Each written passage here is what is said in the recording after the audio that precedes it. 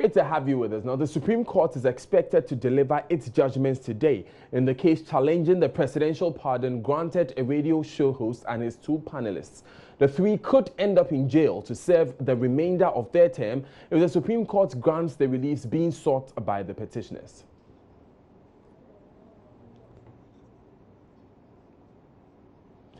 Joseph Akable is currently in court for us. We'll be speaking to him shortly before the bulletin is over. But before that, 6 persons made up of 3 men and 3 women on board a Matiz cab have been confirmed dead in a horrific accident along the Techiman-Sunyani stretch. A Metro Mass Transit DAF Neoplan bus traveling from Techiman towards Sunyani collided head-on with the Matiz cab, killing 5 persons instantly. The 6th passenger is said to have died at the Valley View Hospital in Techiman. Let's get onto the phone lines and speak with our correspondent in Techiman for more. When did the accident happen? The accident, we are told by the police, happened on Monday evening. And of course, like you just rightly said, it was on the Techiman-Sunyani stretch near a village called Bonkwai. It was drizzling by then, so the road was a bit slippery when the accident occurred. The taxi, the Matiz taxi, saw the Metro Mass vehicle approaching it at a higher speed.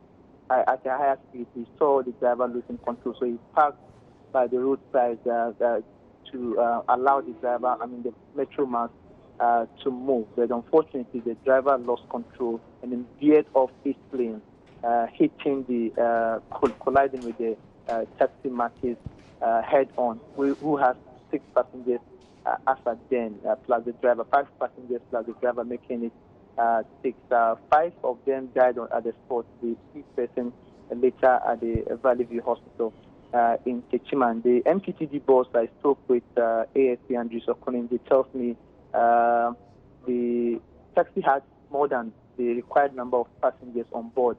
And so because of that, there is a likelihood that even if the taxi is being covered by insurance, they might not be taken care of because the number of persons on board, which is 5, and that they had 6 persons on board. As we speak now, 3 of the accident victims, the dead, have been identified with their names given by the police. 3 others are yet to be identified. Their bodies are currently at the Holy Family Hospital morgue for identification.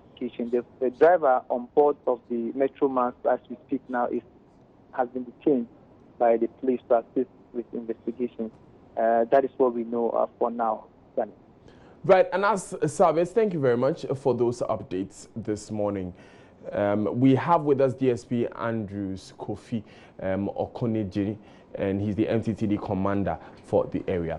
DSP, thanks a lot for joining us this evening. You're welcome, my brother. Yes, this morning, sorry. Now, in the first place, what more do we know about this accident, how it occurred, and who was complicit? Thank you so much. For now, it will not be very easy for me to tell who did what, because we are still in touch with some of our colleagues from the DVLA to assist us in the tested officer's report that will be able to let us know who actually did what. But what we gathered from the grounds is that on Monday, about 3:30, it was drizzling, and the Metro Mass Transit bus was commuting from Hamley through Techiman towards Sunyani.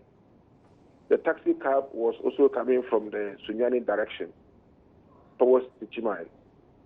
And according to a few people who were in the bus veered off its lane and crashed head-on with the taxi, dragged the taxi until the taxi landed in a gutter, and then finally the bus rested on the taxi.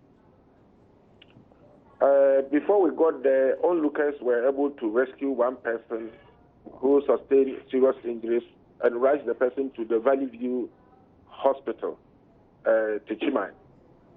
And then we got there and brought out 5 dead bodies from the taxi.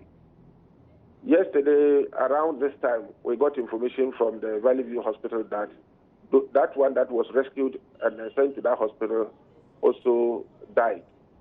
So in all, 6 people died in that accident from the taxi cab.